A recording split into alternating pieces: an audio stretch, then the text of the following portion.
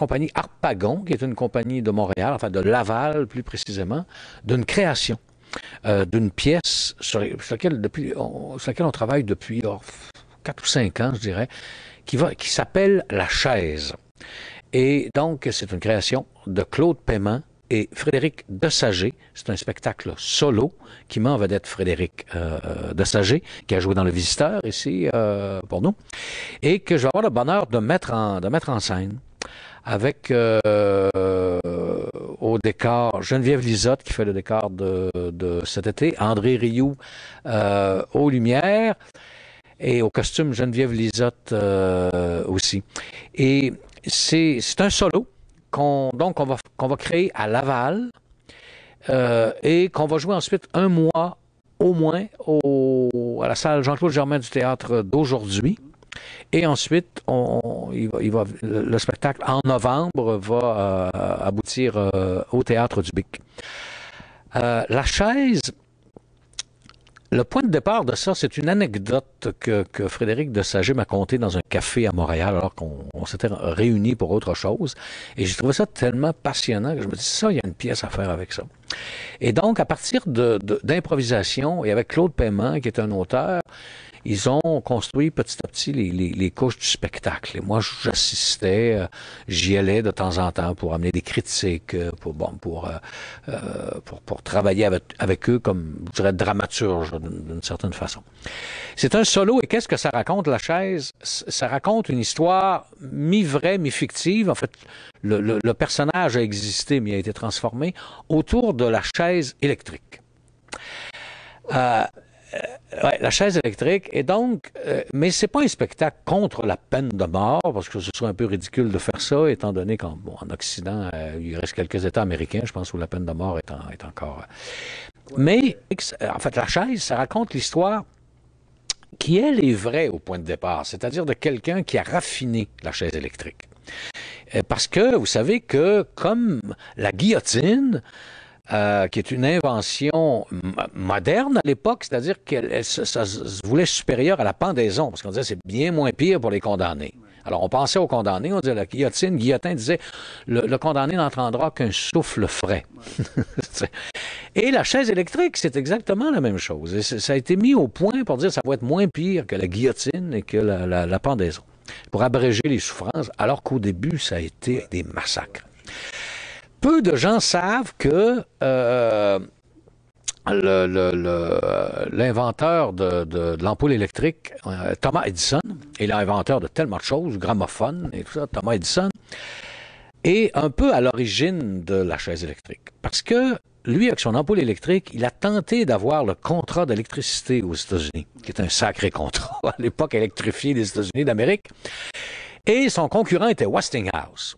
Et Westinghouse avait mis au point un autre type de courant, qui est le courant alternatif, je pense.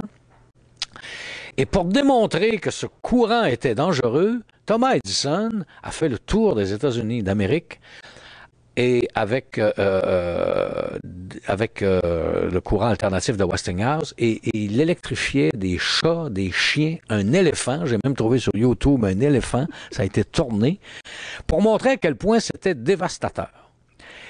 Et donc, il a fini, lui qui était abolitionniste, qui était un partisan acharné contre la peine de mort, il est devenu, à cause de ça, un partisan de la peine de mort. Il a dit, mais ça pourrait servir pour les criminels parce que leur mort serait plus douce. Et donc, la pièce met en scène un personnage qui, lui, a raffiné la chaise, parce qu'au début, c'était absolument incroyable ce qui se produisait avec ça.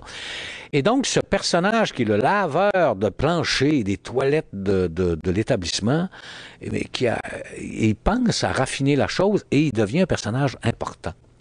C'est un exilé allemand, ce personnage, après la Deuxième Guerre mondiale, et il va devenir extrêmement important parce que tout à coup, il met au point une chaise où les condamnés ont moins de souffrance. Et donc, un jour, il va avoir, lui, et c'est lui qui devient le chef du protocole, et c'est lui qui dirige et c'est comme ça que la pièce commence. Il accueille le public qui vient assister à une exécution, il y a une chaise. Mais ce jour-là, il doit exécuter une jeune femme. Et c'est la première fois de toute sa carrière de bourreau, si on peut dire, qu'il a exécuté une jeune femme et il en perd ses moyens. Il va commettre un geste irréparable qui va abattre un des gardiens et c'est lui qui va se retrouver dans la salle d'exécution avec la chaise, avec les portes fermées. Et on va donc, après cet épisode, remonter un peu l'histoire de son histoire personnelle et l'histoire d'Edison qui est en parallèle. Et moi, ce que je veux faire avec ça, c'est un spectacle. J'ai dit à mes collaborateurs, je voulais faire un spectacle son et lumière.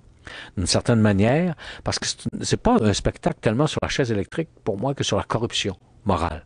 Et la corruption d'Edison, qui a fini en banqueroute d'ailleurs, qui a laissé tomber ses idéaux parce qu'il y avait de l'argent à faire, mais qui a fini par tout perdre, y compris sa morale, y compris sa fortune, et par l'histoire de ce gars qui va de compromis en compromission et qui va finalement justifier l'injustifiable sous prétexte que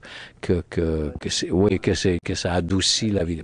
Alors c'est un spectacle pour moi sur l'effondrement des valeurs et d'une certaine morale. Et son et lumière, parce qu'on va se servir du gramophone, évidemment, qui est l'invention d'Edison, et de la lumière, et donc de l'ampoule, mais aussi de toutes les lumières, pour qu'on arrive à une espèce de dégradation des lieux, du costume, de la lumière et du son, pour qu'à la fin, tout soit dégradé. Alors, ça a l'air d'une pièce un peu mortifère, mais c'est très drôle. C'est une pièce aussi c'est une comédie noire, je dirais. Une comédie noire. Frédéric Desager est un formidable comique.